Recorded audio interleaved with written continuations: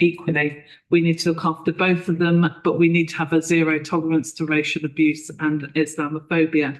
And I'm really pleased that as a board we have our anti-racist statement, because it's something that we have been able to refer back to and think about.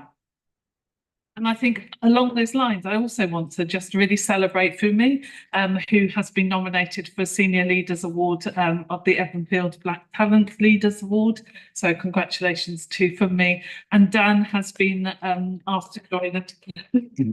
And Dan has been asked to join the task force, which has been set up by NHS providers to look at diversity in comms in the NHS. So we're really trying to think about how we can not only contribute, but also learn from externally. The award that for me has been nominated for is across industry. It's not just the health service. So we'll be able to really think about what other people are doing and bring those here. I want to acknowledge that since we last met, Gurpreet has left the organisation, and formally thank him for everything he contributed to in the digital space, but also as a psychiatrist and a Black and minority ethnic member of staff who really was passionate about celebrating diversity and being an anti-racist organisation, and thank him for everything he did. I want to thank Rachel, who will be leaving us very shortly, for all that she's contributed and helped us to keep us in order over the time here. So thank you. Also thank Paul, who stood in for Gurpreet when he was on leave for a while, who has also stepped down from the executive team, and thank David as company secretary, who will be leaving us shortly as well. So thank you everyone for all that you've given to us. And finally, I feel like I'm doing lots of goodbyes, to acknowledge that Peter will also be leaving us as planned towards the end of the year, when he will be retiring, and thank him. We will have an opportunity to thank you, but I need to be pretending to retire. Yes, exactly. But I will be, but really to let the board know that we are currently recruiting to Peter's replacement, and Sean and I have shortlisted, and we have 3 very strong candidates that we will be interviewing in a couple of weeks' time. I won't go into the operational stuff because that, as I said, that will come later on, and also the strategy work. But one thing I will say about the strategy work, because I'm really excited and proud of it, is that we have had over 3,000 people engage with this process and have been very, very vocal about what they think of the organisation, what they want from the organisation. But it has meant for really rich discussion, and one that will continue between now and December, when we sign off the final version. So we've got time for further discussion and iterations. But I think what I can say is that this is the beginning of a new stage of real and exciting co-production, and a new approach to co-production in the organisation, which I'm really proud of. So thank you to everybody who's put all the hard work into it. Good. Any questions, comments?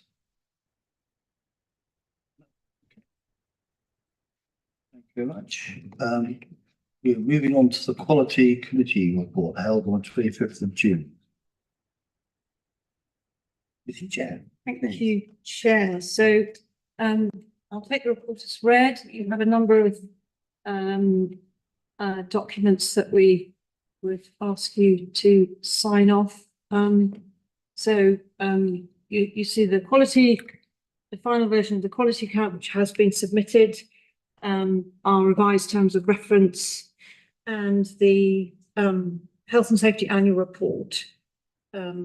So we as a committee, we commend those to you, and obviously take any questions or comments that look to sign off on those last 2. Just in the interest of time, I think I just wanted to highlight a couple of additional things to you. Firstly, I think one of the kind of one of the really strong focus of the committee in recent months has been on, delivering patient safety as a clear priority through the new PSERV. And we welcome the proposal for a new centralised dedicated team to ensure that we do deliver it.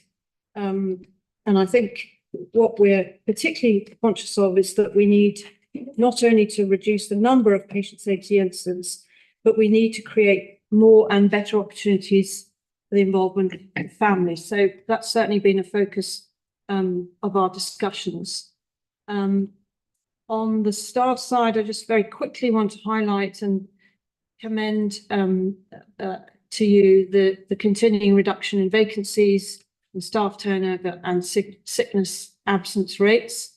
And we received good assurance and very comprehensive annual reports on equality, diversity and inclusion, on the gender and ethnicity pay gap reports, and we're assured that the Trust is proactively addressing inequalities through a number of work streams.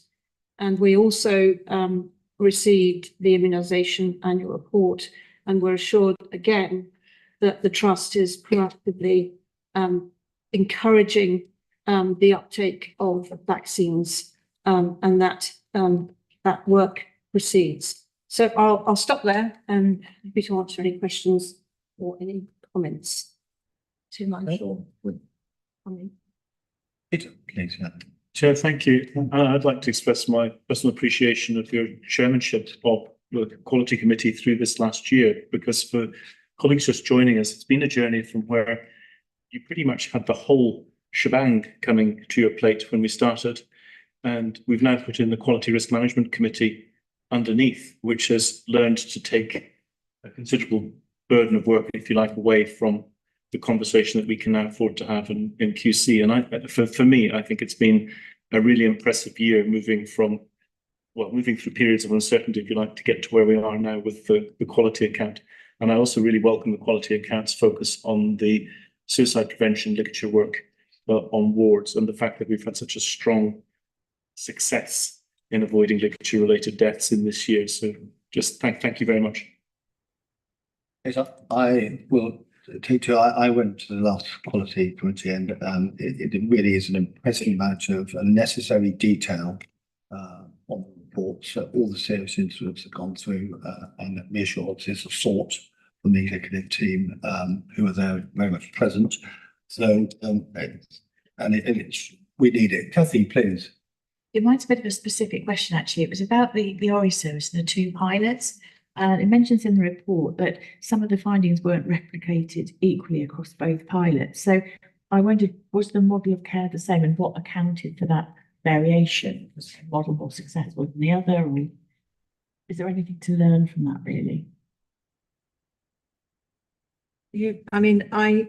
Page 3. Yes, no, good question.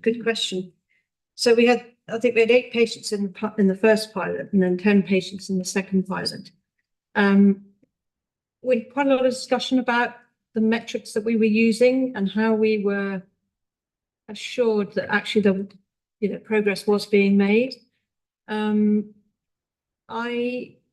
I think that's something we should take back. I think it's a good question, because I don't think I can say definitively. I can't give you an answer, but I don't think there were particular differences actually that would account for the Quite low numbers, actually. Yeah. So you know, it's 18 patients in total.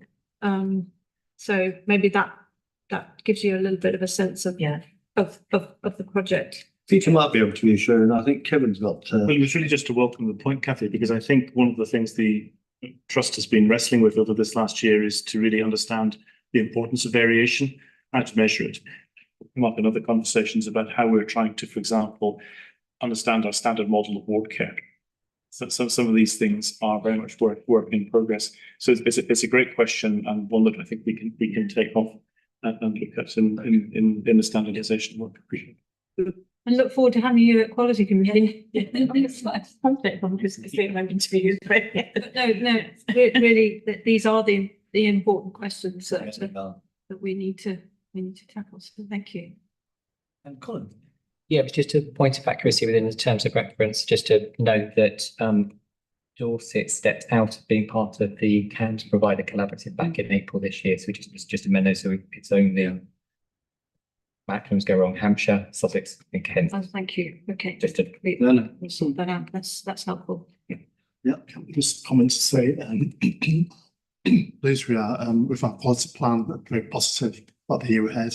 Not only looking at, suicide prevention, increasing physical health outcomes, for patients in care, reducing specific interventions as well, and looking collaboratively with our service users and carers. So, just really to highlight the good progress we've made in 2023-24, but we're not being complacent and looking to move forward to 2024. So what we need to do, board, is ratify the quality account for 2023-2024. And approve the quality committee terms of reference to 2024-25. We have the approval, and note the health and safety annual report, which you have done. Thank you. Okay. Moving on to strategic items. Colin, our future focus, vision, purpose. thank you, Chair. So this is coming to the board in terms of the next kind of phase of our development of our new sort of trust strategy. Obviously, we've had a couple of board workshops and members have been involved in various other kind of engagement events that we've been holding with people who use our services, partners and staff. Just in terms of kind of context, so obviously we're at the stage where we concluded a large piece of engagement work, as Jane referenced earlier, over 3,000 different pieces of engagement, which I think has exceeded expectations, certainly ours. And the first task that we had was to try and synthesize that down in terms of looking at what would we have as our future vision, values, and a preference to use the word purpose as opposed to mission because of the sense of it has a greater level of understandability for people, which was what we were kind of hearing kind of quite sort of strongly kind of coming sort of through. The intention at the moment, and obviously that's subject to the conversation that we'll have shortly, is to look to kind of get to a final or near final kind of version of these so that we're able to then use this in sort of the architecture to then go into the next phase of the strategy development, which is being really clear about what are the key strategic issues, problems that we are seeking to resolve through the development of this strategy, and then for us to be able to kind of really develop the next, so the actual kind of product itself. Bringing it back through, I think we've got two further conversations with the board in September and November ahead of board sign-off in December, which then allows us to then use Q4 to then really start to think about, okay, actually, how do we mobilize this? How do we start to use the change of language, etc., within the organisation? So what's kind of coming forward today is a proposal in terms of the vision, the purpose, and the values. These have been developed in partnership with the obviously a lot of the synthesis we talked a lot about at the board last time. This has been developed by the strategy development group, which is a small group cross staff, and also our expert reference group. They came together and worked through sort of some of the specific detail. If I just briefly outline sort of how we kind of move to these sort of the three kinds of areas and then open it up. So in terms of the vision, there's quite a lot of discussion around, should our vision be solely about the delivery of services, or should our vision also incorporate and focus on why we're delivering services? Hence the kind of the sort of the incorporation of the bit about delivering great care to try to say, actually, that's what we aspire to do all the time, but also that we're continually seeking to improve outcomes together. And just noticing that obviously it's quite similar, the last part to the ICB strategy, which is obviously the improving lives together piece. The purpose, as we've sort of defined, is trying to kind of sort of recognise some of the different functions that we have as an organisation. So both in terms of some of the kind of the provision that we do, the collaboration, we heard that word coming through really strongly at last time, but then also recognising that actually we have both expertise and leadership within sort of the system. There is a footnote in here at the moment, and I know it came up when we had the board workshop around specifically what is our role in supporting people who have neurodiversity, And we've agreed, I think that we will recognise that it's currently missing from what's presented here. So this is not the absolute final version. We will incorporate it. But I think, Simon, following some of the conversations that we had, the intention is that we use some of the September workshop after we've done some staff engagement to really try and pin that down for us. So there is an opportunity for us to think about that point specifically as not being omitted. And then there is the synthesis in terms of the proposed values being around compassionate, accountable, optimistic. There was lots of conversations around how many values is the right number of values. And I know we discussed that. So the kind of sort of preference coming through was to try to keep it to a smaller number that were clearer, as opposed to have too many and people forget them and don't. What we then try to just articulate, if you like, is what we would mean by these things. And I think there's some further work to do in terms of once we agree on values, to be really clear about, if this is the value, what are the behaviours that we would expect to see that sit alongside those values? And if we're delivering them, what would be experienced by people, whether that's our staff, people who use our services, our partners? Compassionate has been, has come through incredibly strongly, and to some extent has probably supplemented the word care. Accountable was the second word that kind of came through strongly. And there have been sort of discussions around what do we mean by kind of sort of accountability. It came through certainly in some of the word clouds and some of the other parts of it. The one that was a slight difference, and you'll see from the diagram at the bottom of section 2, if you like, is around sort of the trying to kind of walk through the iterations. Optimistic was discussed as actually something that brings together things like when we talk about being ambitious, when we talk about kind of sort of being curious, being kind of sort of innovative. Actually, how do you sort of synthesize that that together, and then some sort of descriptions underneath all of that? So I think that probably just gives an outline to everyone in terms of how this has kind of come to sort of fruition, come to the day. There has been a huge amount of kind of sort of engagement work in terms of the development of it. And yeah, I'll probably stop there and obviously open up the discussion question. Yeah. Thank you. And because of the you were saying earlier, because of, we're having to shorten the meeting a little bit, these are really important issues. I'll have a quick discussion now, but there's some time at 3 o'clock or just after to go into a bit more detail. Here. Yeah. Anna and Dan, let's go to Dan. I was just going to add a couple of obvious points to what Colin's said. Firstly, there's no right answer in terms of how you get from all this co-production activity and the process of gathering all that really valuable intelligence and feedback to an output. And secondly, and relatedly, I do think that the journey is as important as the destination. It was really interesting 2-3 weeks ago when the strategy development group came together with the lived experience expert group. We didn't get to consensus. We had a really lively and fascinating discussion about the vision, the purpose, and the values. And to my mind, that's the real value of this work, generating the conversations. And I hope we can get to a final output that continues to generate that level of interest and discussion. Good. So Anna, Rachel, and Simon. So happy to come back to this. I mean, I think Colin, you've described the process, and I'm very comfortable with the kind of evolution here. I suppose my two things. One is a point that was made at one of the workshops I attended by a peer support worker, one of our peer support workers, who reminded me of a very brilliant paper that was written a long time ago by Don Berwick, where he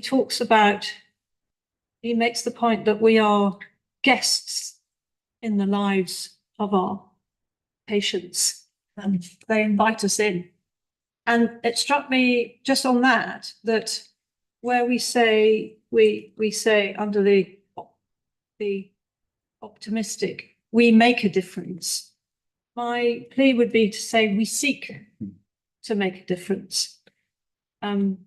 So that's my first very specific point. My second more general point is, I agree with you, Dan. It's the process that's important, but I also think we have to think about how these words land with people who know nothing about us or who encounter us for the first time and who are trying to understand what we are about.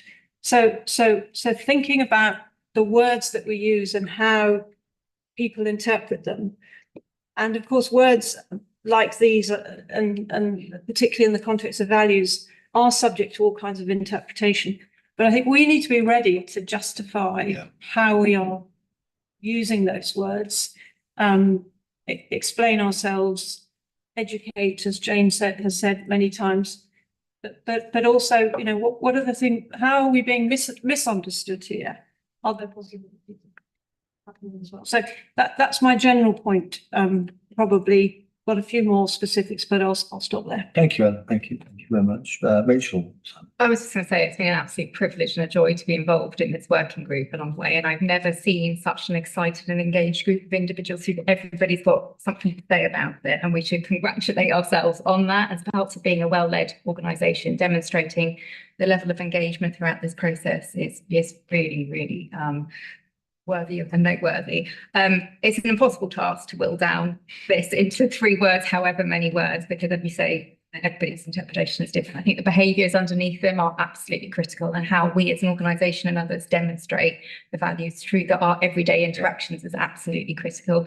Don't want to wordsmith everything, but we did have a conversation on Monday with regards, particularly underneath the compassionate line, about we have difficult conversations in a respectful way, and there was a really good debate that was held with regards to whether it should be all conversations in a respectful way, not just the difficult, challenging conversations, and whether we might just look at tweaking that specifically. But it's a brilliant piece of work so far, and this is just part of the journey. Well, thank you, Rachel, for saying that. Yeah.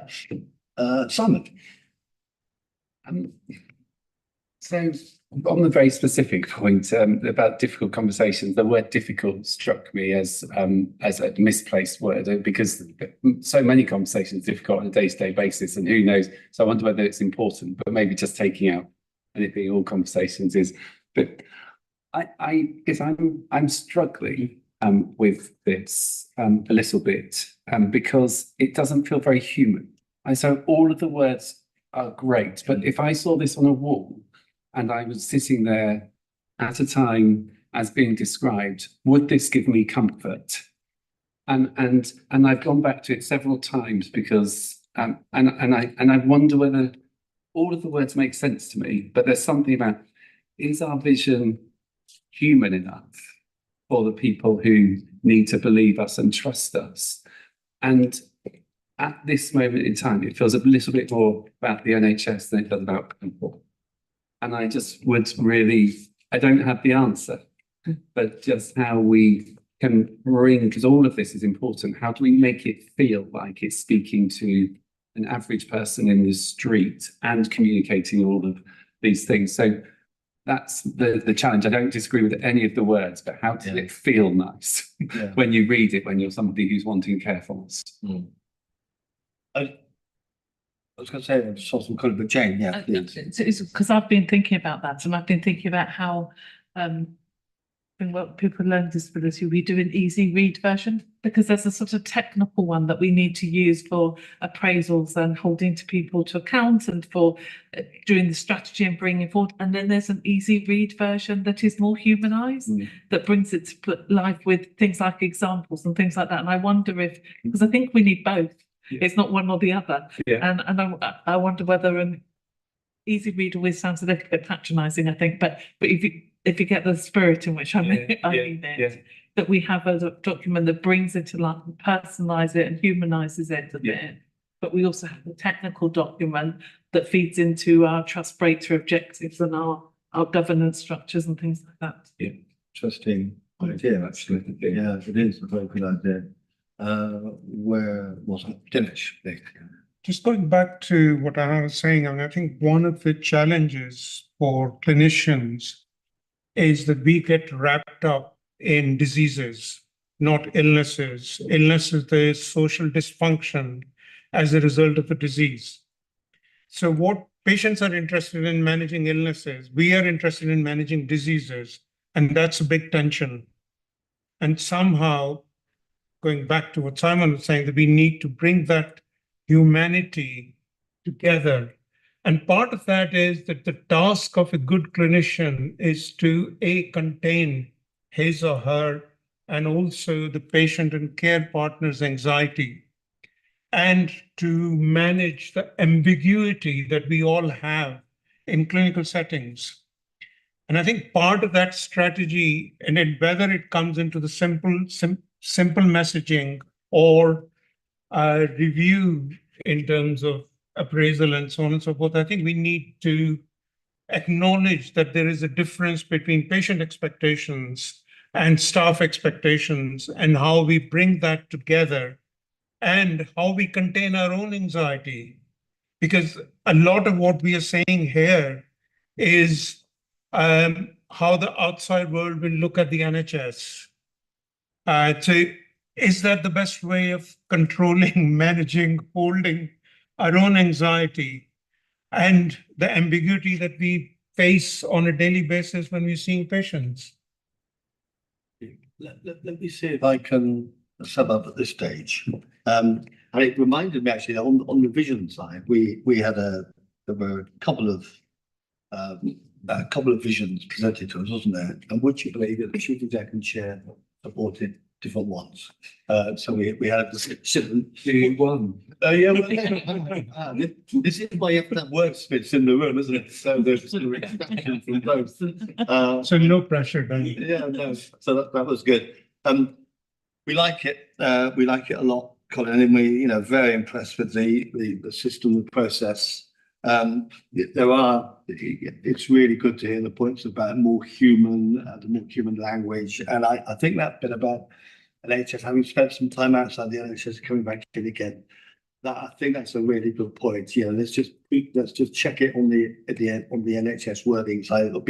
It could well mean a lot to the people in the NHS, but we work right across so many partners. It's got to be, people are going to own it and buy into it. I think the idea of, I know I'd like to think of something else other than the easy read version, but I know what you mean, and they are very, very useful and very good. I think that is a good idea. Based on that, are we at this stage able to improve it? Given that, we've sort of got to sign it off, but given that, we do have an opportunity later to go into a bit more detail and make sure that people are comfortable going forward. Can I just say one last thing? Yeah. With the vision, if this is the big bit, if this vision could be lifted and taken anywhere, and I would really like the vision to include something about Sussex, or somehow to locate it with us, because otherwise it could be anyone's vision, and that would be the only thing is how to. So I don't know exactly again what it is, but somehow how does the vision belong to us feels important, and you've got in Sussex in the purpose. So can we think about? Yeah. And to just look the provider collaborative where we actually serve Kent, Hampshire, Okay. and Surrey as well. So But I know what you. But let's- there is something to think. Yeah. Kevin. Yeah, I was just going to say that it's almost like an authenticity thing, isn't it? That this is the process around this has been really good. I mean, really, really good, and a lot of insight work and a lot of authenticity in where it's come from, if you like. And that's, so I think us as board, it's very difficult to say that this isn't right, because I think it is right. It's just the expression of how to make it some kind of an outbreak of agreement, really, that this is roughly what it should be, and some finessing around the language to make it more human is enough, in my perspective. Yeah. But so we are agreeing it with some, but there are further opportunities. So what we need to do is have enough of an architecture that allows us to move forward, so people can start to hang the next phase on something, if you like. We will not, and once we've produced it, we will then need to test the whole thing. This is like a continually iterative process. So we will ultimately need to test the whole thing out with partners, people use our services, and say, does this whole strategy, the whole document make sense to you? Does it read well? So I think what selfishly what I'm after, if you like, is it good enough Yes. that allows us to kind of continue that forward. Yes. December forward ideally will be the absolute kind of hard deadline. But we have a board workshop, I think literally 7 days prior to that, where I think we're planning on using some of the time then, where we'll actually have the whole thing to really feel and thumb through and et cetera, et cetera. So yeah, so for me, this is about allowing us to be able to kind of have good enough to hang something on to kind of go forward, but it's not an absolute kind of hard path. That's the December date. Okay, thank you very much. Last word, Kevin? That's just one plea while we're looking at human language, if we could have a look at accountable, just as a word, and again, well, it's not. Should we do that? Pick that, because I know that Anna's raised the same question, so let's pick up at 3 o'clock, that's okay. Okay, that's fine. I bear with me. I've got two because we're truncating. I've got 2 times here, and I keep thinking I'm going to the wrong time. We'll move on. Jackie, you're here with us. Early. Why don't you? Why don't you come and join us now? So Jackie Buckley, yeah, it's good, yeah. And Jackie, you are freedom to speak up, guardian. Big board here. Probably won't, if it's okay with you, won't go around. No, I've been bored a few times. Yeah, that's okay. Yeah. So please. Well, I think I've only got a few minutes because I think we've been covering a lot of other things today. Is that right? So just to acknowledge that this report's already gone to the People and Culture Committee. It's already gone to the Executive Committee. So we're hoping you can give for approval today. Very simply, our staff survey results, mirroring some of the national results, are lower than we'd like around sort of staff confidence to speak up. And we're trying to work as part of a group really around organisational development and trying to promote an improved culture really around speaking up and all the things that go with that in terms of improvement and learning. So we put forward a yearly plan. It's about having some deputy guardians who would be in regular jobs, but would do a half day a week supporting my role, but more embedded in the divisions and supported by the divisions. And that's just one of the things on the list there, but I won't go through the whole list of ideas. I'm happy to answer any questions. Yes, please, yeah. So can I just, I mean, so Jackie and I work closely together as I'm the Freedom to Speak Up Guardian on the board, and I just want to acknowledge the work that you do for the trust, the enormous amount of time and emotional investment. This is a difficult job that you do so well for us, and the stats I think bear that out. And I just if I may, Chair, I mean, I was looking at the numbers. So in 2021 report, there were 69 speaking ups, and this year to date in Q1 we have 63. So just in terms of the volume, and I think we'd all acknowledge this is a good thing, because people are coming forward. But there are also all kinds of repercussions in terms of what we do as a board with those speaking ups. And I know how much you want to see follow through, as do we, to the things that people raise, so that people feel that they're not just speaking up, which takes a lot of courage, but they're also listened to and there's follow through. So I think I just want to commend the plan to you, the framework, the fact that this is about integration, expansion, raising the profile and doing so much more to make sure people feel that they can access this really valuable service. That's nicely put. And hopefully it should aim to improve the response as well. I'd endorse it. Plus, work quite closely as well. We have no reason to give the attention to the stuff that's come through, and I would support that. And I know Simon. Yeah, thank you. It's a great report, Jackie. I was interested in whether we collect data on who claims they experienced detriment, to see whether any inequalities, issues. Because just the words, people being labelled as troublesome. We know that there are racialised groups who are already labelled as troublesome in other situations. I just wonder whether we have any tracking data around that. I mean, I think detriment's been very low in our trust. We only had one case last year, so we're very significantly under the national levels. But we have 4 in the first quarter, that's right. So I suppose in terms of the monitoring, you know, we haven't really had the data to monitor because there was only 1 last year. So, and I think the previous year there were 2 or something. So I think we can start thinking about that. Looking at the people I know of 4, I think 1 person's black, but I don't think there is any obvious characteristics standing out at the moment. But we can keep an eye on that. And that's a useful suggestion. Yeah. Okay, thank We are you. recording everything. Yeah. Yeah. Thank you. Take one more question. We'll try and take 2 more. It was a very brief one, just to, I guess, give some assurance to that. So when this came to EC, that was the specific point that I picked up as well. And I think all of us did in terms of that, what looked like a significant increase. Because clearly we want them to speak up and we don't want them to feel like there's a detriment to it. We're recording the data, but we will analyze that as we now get, as Jackie said, we haven't really had this issue up until this point. So we haven't really had to do the analysis on it. And as we go into Q2 and then start looking at those reports, we will be absolutely focused on that point. But yeah, I guess just give assurance we'd also pick this up through the EC review. Thanks. Thank you for your report. Just picking up the points made, 2 bits come to mind. 1, do we sensitively and delicately seek to harvest the information that would give rise to the analysis that Simon mentions? For example, do we disaggregate or text characteristics or not, which would be predicated on the ability to harvest that information? The second bit is if we do so, we conduct thematic reviews. If so, do we seek to establish causation and then deal with mitigants for that cause, for those causes or not? Around the reports of detriment. You know, I'm being agnostic throughout. I'm not looking at any one characteristic. Yeah. So we've for some time, I think we could analyse it more, but we have been recording protected characteristics, and in our new system, people are invited to give that information. I think we haven't really done the thematic work in terms of time, but I think that's the next piece of work to do.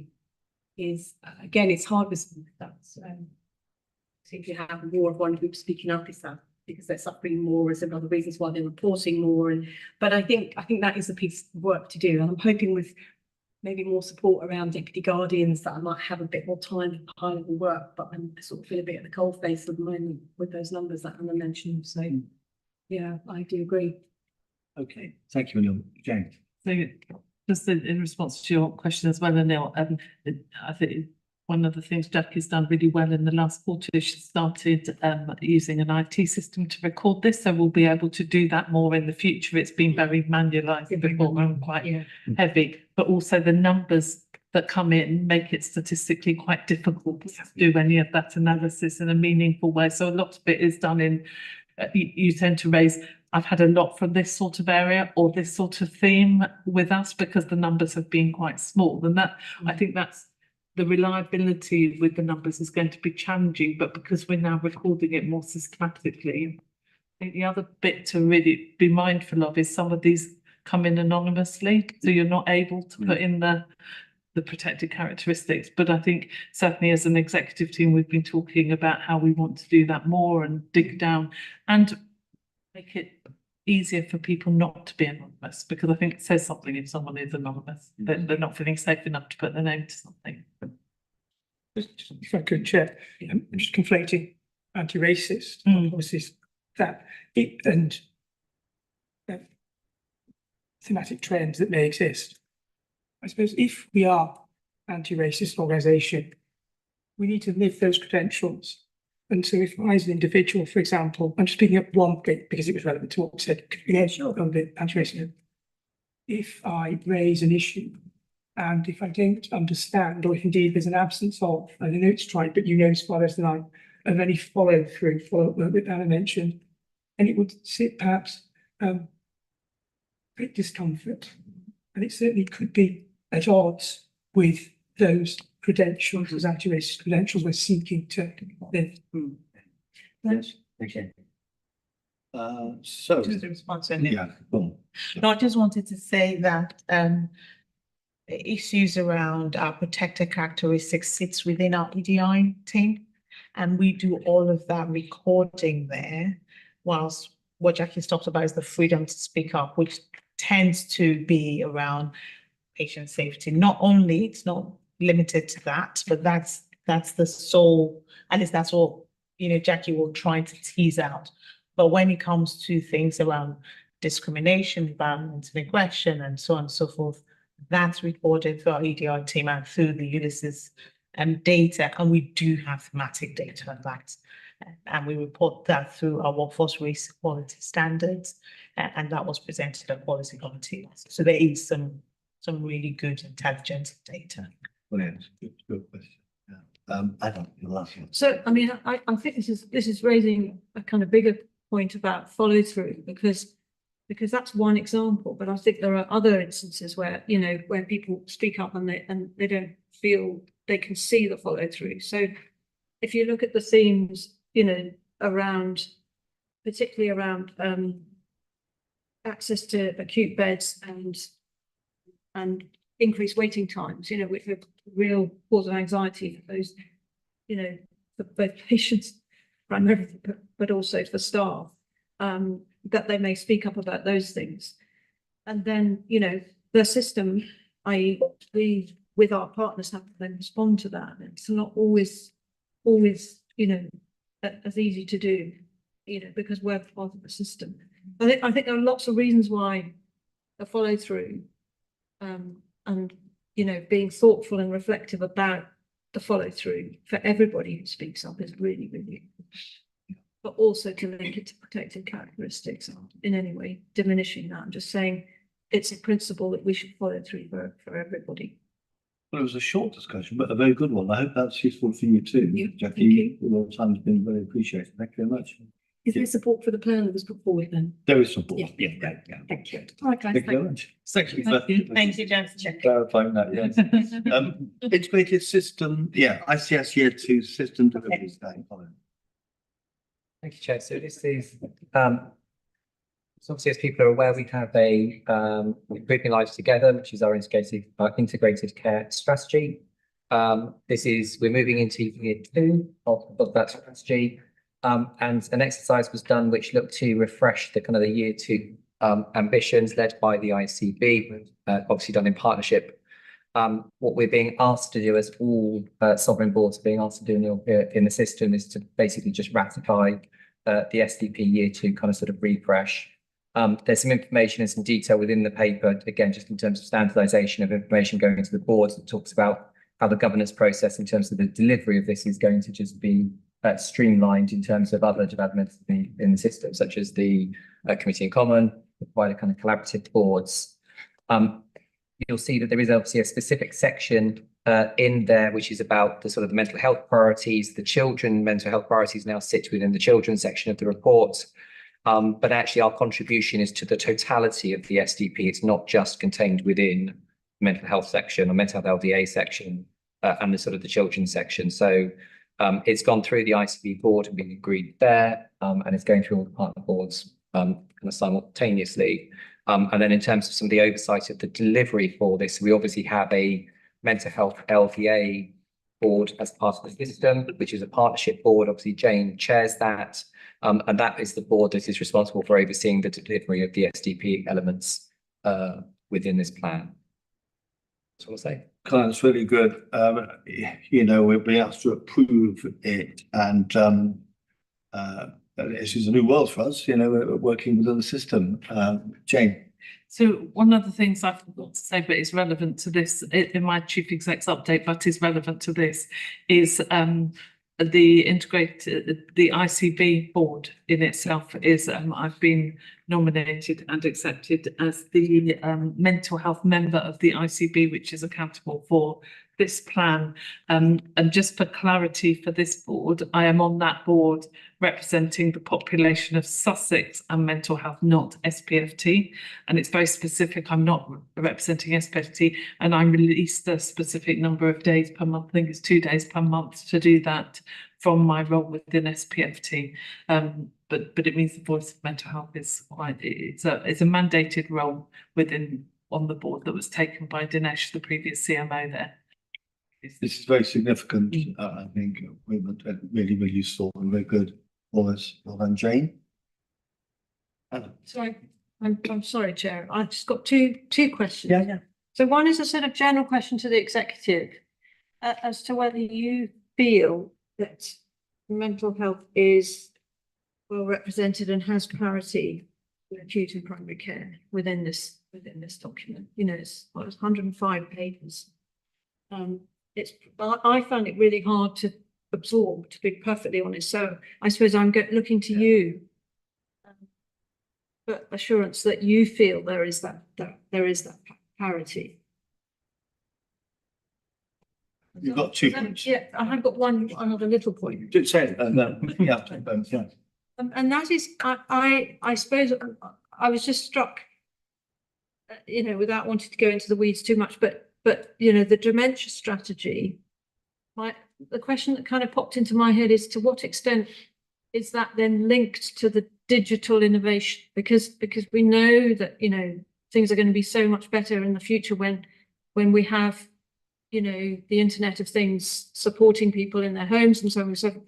And that didn't come through terribly clearly to me, but that may be just because I was really desperately trying to absorb 105 pages but failing miserably. So I just wanted some assurance from those of you who are closer to this, that kind of linking up of clinical groups with digital, that you feel that's happening and that's front of mind.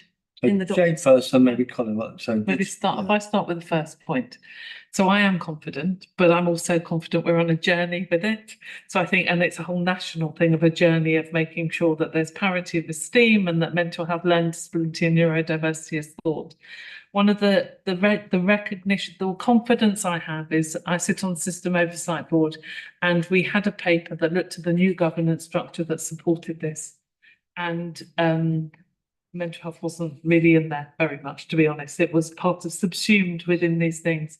And we had a discussion, and then we came to the conclusion that we were going to continue to have the Mental Health, Learning Disability and Autism Board, which was different from the provider collaboratives where everything else is subsumed, and a children's board, because children, mental health, learning disability and autism do not have parity of esteem at the moment, and we want to keep it prevalent.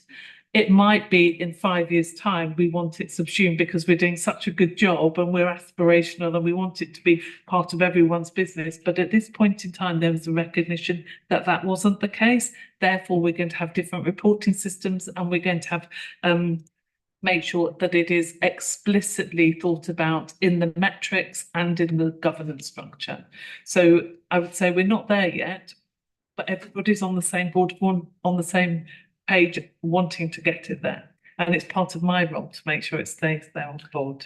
Reflects the national picture, it doesn't with parity. You're absolutely right to ask the question and use the term, but we're way off nationally of achieving parity. We're still way off. We need to keep a check on that. Oh, Kevin, and then the governance point. Do we have a choice in signing it off? I mean, presumably we are signing it off, and that's. Do we have a choice? Colin? Well, I would say, yes, of course we have a choice as to whether or not we're going to sign up to this and we're going to be part of this. But I would say that this has been co-produced with us, and it would be slightly unusual to not then sign something that we've co-produced.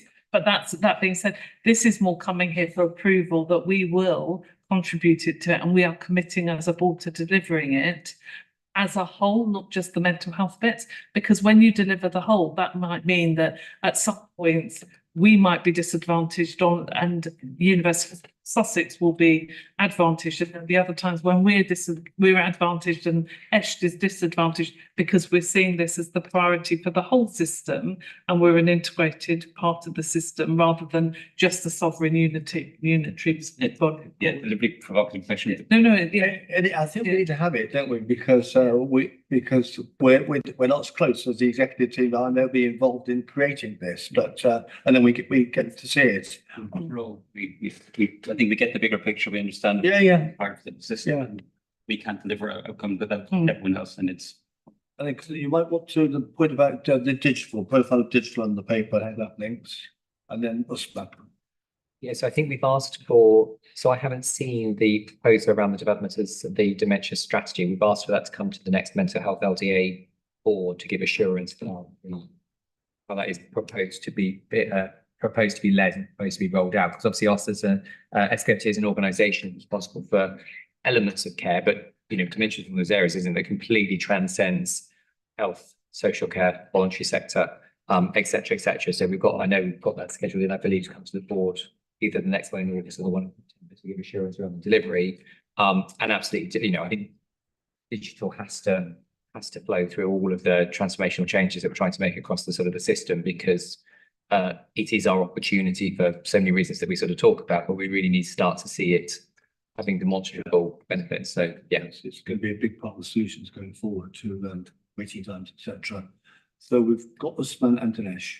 I was going to say, James covered the point. I was going to just say, of course, I think we absolutely do have a choice, but I think the alternative would be, well, what would our alternative be? And I think the one bit I would say in terms of insurance is the things that are set out in the SDP, especially for mental health and LDA, hopefully people will see tie very closely to the things that we are already doing within our own objectives, with our own trust breakthrough plans and within the plans that we've set for the year. So sort of they're not sitting as a separate thing. They are incorporated into what we're doing, and we've incorporated it into the SDP. So yeah, definitely. And the final point from Dinesh. Thanks very much. This is perhaps not the time, but I would really like some steer from the board in terms of going back to the parity of esteem question. I think we need to be thinking about equity. I'm very happy to talk about a campaign that SPFT might wish to take on, start on equity between physical and mental health. So I'm just going to looking at the board for a steer as to where I take that and we move forward from that rather than kind of discussing it now. Yeah, let me have a discussion with you outside, so I'm clear on it. Perfect. And yet do as a board. Thank you, Dinesh. So we seek approval. I'll make a choice. With those caveats. Yeah. So moving on to integrated quality and performance report, John, Usman and Tim, truly integrated with the three of you. Truly. I was going to start. Pick on. I'm conscious of the time and the trying, so I won't pretend to go through all. There's a lot in here. I'll just draw colleagues' attention to a few key points, and then we'll have to take some questions on it. So we've set out within the document sort of the core standards around where we've either improved, where things are staying where they are, and we've highlighted separately some of those areas of concern. But within the areas of concern, I think the three areas I'll just pull out. Risk assessments and care plans, we've talked about those quite a lot. I know they've been discussed through QC as well. I guess what I will say is we have had our own recent internal quality and performance review meetings. It's clear the challenge around risk assessments has been relatively long-standing. There's lots of the practical actions. I won't list them off in terms of what everyone's doing around weekly meetings, the levels of escalation that's happening at divisional management teams. I think what's important to highlight is the area of really significant underperformance is within the specialist division, and within the specialist division, it's within the neurodiversity services. And I'll talk about those in a second in the context of the wait list, but I think that is a key challenge, and I think we're going to have to be realistic about that overall challenge impacting a number of other indicators. So, like I said, I won't list through all the other actions that have been taken, but I'm happy to take some questions on them. In terms of the UEC pathway, I guess we will have talked about this lots before, but I guess for assurance, we have seen over the last 3 or 4 months an improvement in our clinically ready for discharge position, and we reported on that last time. It's clear now that we are seeing that deteriorate again, and then that clearly has the ongoing impacts in terms of flow within our organisation, which is in effect the key driver of some of those challenges that we face within that pathway. Again, I won't list through all the actions, but 3 things I just did want to particularly highlight. Our participation in the National Frontrunner Discharge Programme has been work that is happening together and with local authorities. It feels that we're starting to move in the right direction on that. There's been a real focus on housing workers and the people we now employ. We have gone out and said we will employ specialists who can help accelerate that process of discharge. And there are a number of things we have done. So in West Sussex, we've recommissioned our delayed outreach teams. We've expanded the home first treatment team. So all of these are around trying to improve that clinically ready for discharge position, recognizing that everyone is in a difficult position on this. There are no easy answers. This isn't us about saying, oh, it's all with the local authorities. It's a really difficult situation, and we are managing it both in terms of our own internal processes around what we can do, but also looking to partners. In terms of wait lists, I did sort of the thing I guess I just wanted to highlight because it stands out is around the NBS, so the environmental wait list. So our wait list between July 22 and July 24 has increased. You'll see in the deck from 8,000 to almost 16,000. And we clearly have not been able to keep capacity up with that for literally no other reason than the workforce stuff in those numbers. So that is a really challenging position. I think I will be clear and say that we are not an outlier on that. That is a national position, and there's been some recent sort of relatively public reporting about where trusts nationally sit in that, and we sit within that sort of average time period, unfortunately, for it. What I will say is that while those are averages, we absolutely have a detailed process of clinical prioritization within the organisation around ensuring people who are referred to us are then reviewed, and then those with significant concerns are prioritised for assessment much faster than the average wait time that you currently see within the position. But it remains a really challenging point. I was going to say I won't cover off appraisals because I think it would not be fair not to mention it. But that is another area of concern that we've flagged through the report. I'll defer to Fungi on that one to cover that off. But on those 3 points or any other bits of this performance, I'm happy to take some questions and then I'll turn to Fungi for that. That's okay, Chair? Well, should we, John and Tim, do you want to come in? Or? Sure. Then we can open for questions, I think, yeah. I won't cover everything that Usman's described. There's a couple of just key data points I think particularly worth just drawing out. So we have seen, and it does fluctuate, but we have seen a recent reduction in the amount of people waiting to come into hospital. Again, the data draws out very clearly that whilst we see a reduction in the people waiting to come into hospital, the length of time that they wait is still too long for the reasons that you described already, but that is positive. And it's suspected won't be in here because it's live data for July, but in July is the lowest number of patients we've seen detained on a 136 in the month of July for 10 years. Again, data goes up and down, but that is certainly starting to see what we think is both improvements through the sustained work of the urgent and emergency care improvement plan and the implementation of right care, right person to support Sussex Police. So green shoots, but I do recognise there are particular key points of challenge, and you mentioned one already, or alluded to one already, particularly the Royal Sussex County Hospital. Yeah. And we have been working in September with colleagues from the Getting It Right First Time national team, yeah. Particularly with the review that they came and did of University Hospital Sussex. Okay. Thank you, Chair. And in terms of quality, there are many challenges in terms of many positives in terms of quality, but some of the challenges have been around restrictive interventions, in terms of analysing in terms of trained, prone strains, retranquilization. But that's largely to do with small of patients, often with such extreme self-harm behaviours, need to be physically restrained. And there's one particular patient as well that's been an anomaly in terms of the data.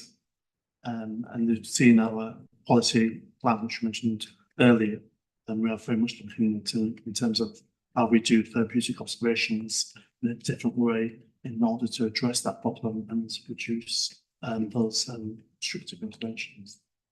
Thank you very much. We'll take two questions. I just want to say that maybe say, oh, you want to respond? So on the on the staff appraisals, and just want to tie to typically when you find staff appraisals that are consistently below target, it's not unusual to then see high vacancy, high turnover, and very, very poor people metrics, because appraisal speaks to an understanding of the staff members' commitment to their own development, an understanding of their objectives in the role. And when that doesn't happen, you begin to see the impact in other areas. In the last year, we have seen a real improvement in our turnover, vacancy, and all those other numbers, as Anna mentioned. Our staff appraisal has consistently been below as an outlier, which then led us to trying to do to have a better understanding as to the reason why. And our staff survey shows that 80% of our staff complete the appraisals, but only 20% say they find any value in it. So when you read the commentary that says we have had a sustained level below, we've changed the tactic in this year around our approach to appraisals. And one of the things we've changed is to move to an appraisal window to really push the idea around having that conversation at the start of the financial year. What is this for? What are the plans for the year? What career development needs do I have? What personal support and reasonable adjustments do I need? So that change, we believe, will have an impact. We've just come to that end of that, and we have given people additional time to do that now. So that's one of the big things that we're doing by way of offering assurance on the plan. But also, if you look at that table, you'll see that 2024 or 23/24 has seen an increase compared to 22/23. That's just to show that this has been a problem at SPFT for the last 3 years or so, and does call for a complete change of how we address it, and that's what we're doing. So that was actually we've got three points, which I'll take. Just looking at the timescales, we will finish at 3:15. We need to finish at 3:15. The rest of the papers are the committees. We'll run through them very quickly. I would like to spend a bit more time on them, but we'll run through them very quickly. So I think this discussion is at the heart of what we do. So let's take, a really good verbal report. Thank you, Anil, Cathy, and Anna. Sure. Most around just got the exec team had to leave at 3. 3. Yes. Yeah. Just for this call, but some of us will stay. Yeah. Okay. A few of them will. Yeah. Will slide out like Yeah. this call, if that's all right. Yeah. Sorry. Because I mentioned restraint interventions. I hijacked a term you used earlier today, quality. Others will far more acutely aware than I that there's a disproportionate experience of these same restraint techniques suffered by racialised minorities. We also know that both policing and involvement in the criminal justice system, sadly too often seen as used as proxies for what should be timely, effective, compassionate care. But with that in mind, what assurance are you able to provide today that the Trust is making meaningful progress in the patient and care and race equality framework? First question, if I could. The second is when you mentioned neurodevelopmental services, if particular concern in relation to that. I think we can all agree one of the most vulnerable cohorts in our communities are children who are in care. As part of that revalidation of waitlists, to what extent are we able to prioritise their needs given that vulnerability? Let's take both those. Patient race equality framework.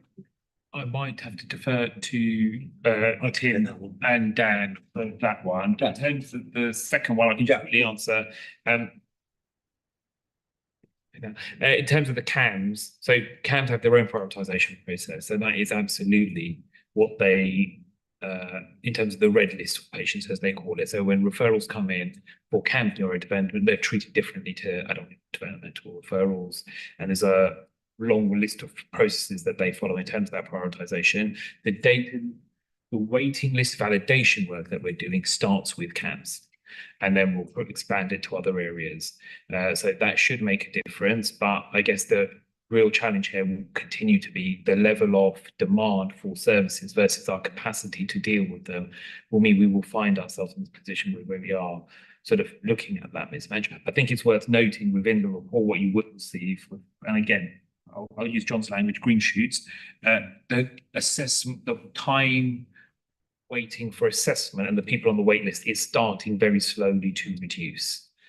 So we appear, based on the data, to potentially have hit the sort of peak of the activity demand that we're expecting since COVID, and it does look like it's starting to stabilize a little bit. I don't want to assume that that would be the case, but it's just that's what we're seeing data. So I'll do that one there. Hopefully that's that. Or do you want to quickly add to that? Just to add to Neil's question, I think particularly around looked after children. So how do we prioritise looked after children when they're referred into our service?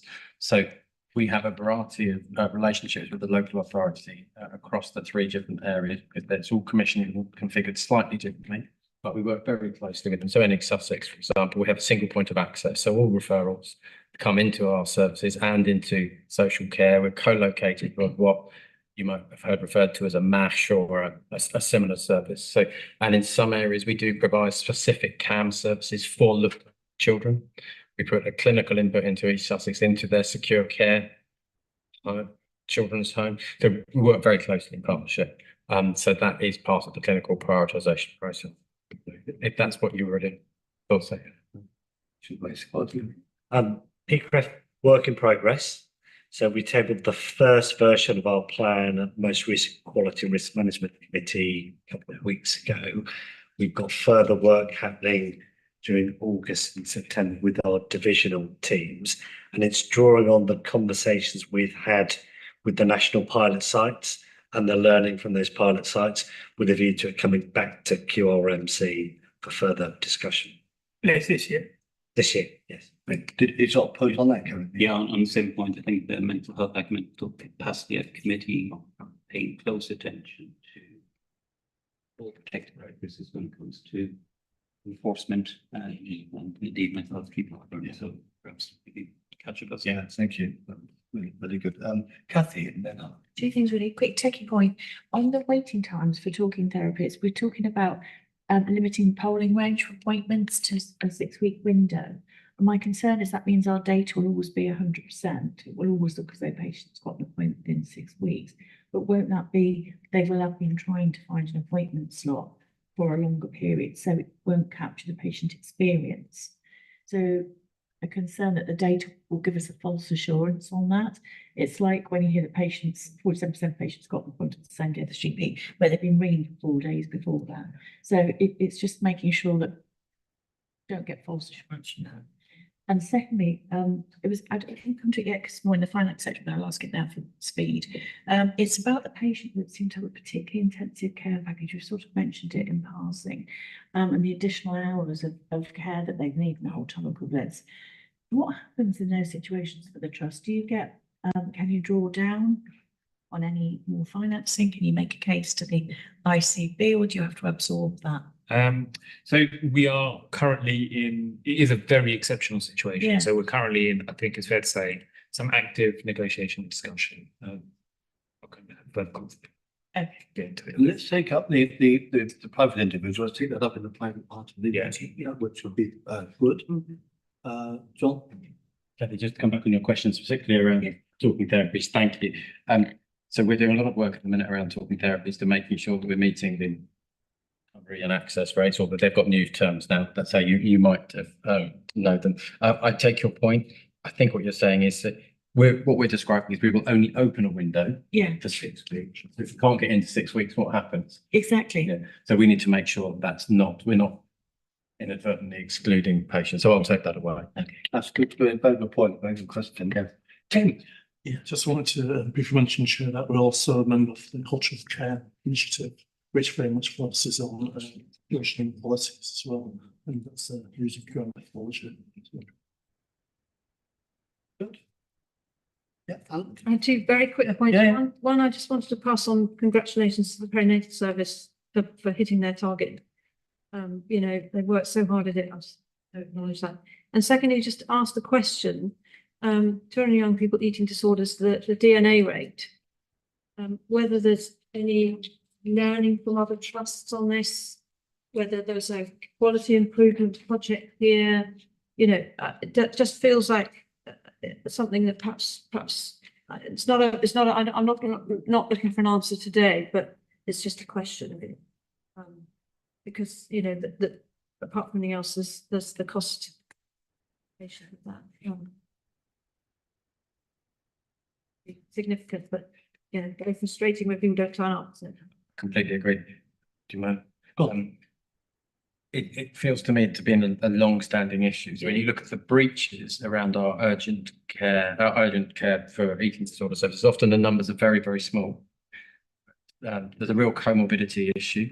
And just back to Neil's point, there's a real crossover with safeguarding. So I know that the clinical team are very careful to use policies around child not bought. They're always very careful to contact parents and families in advance, but still we see a slightly persistent issue. So I agree with you that we need to revisit that and consider it through a QI lens. Good. Thank you very much. Thank you very much, everybody. So we're coming on to the finance. So we're going on to committee reports now, and I think we are to finish it, but between 3 and 3:15. But there probably will be some urgent points to mention, or things that in the reports you like to note. Then please let us know. So on the Finance and Investment Committee, first of all to say congratulations, Neil, look forward to you taking over in September.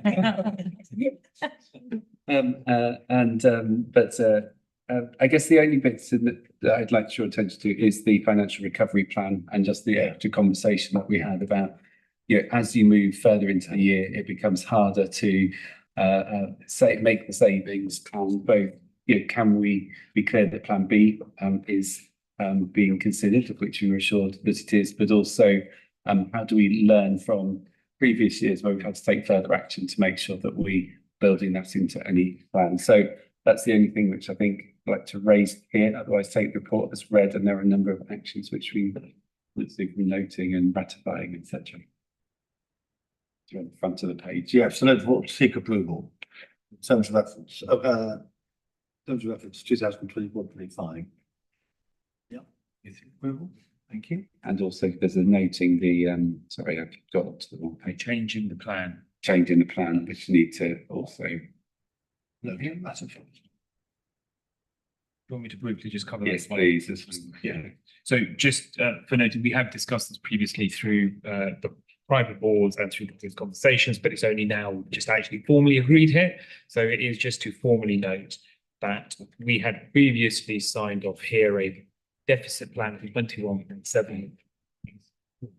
Following further discussion and negotiation with our various partners, we received additional income. That means by and large that we can improve on that.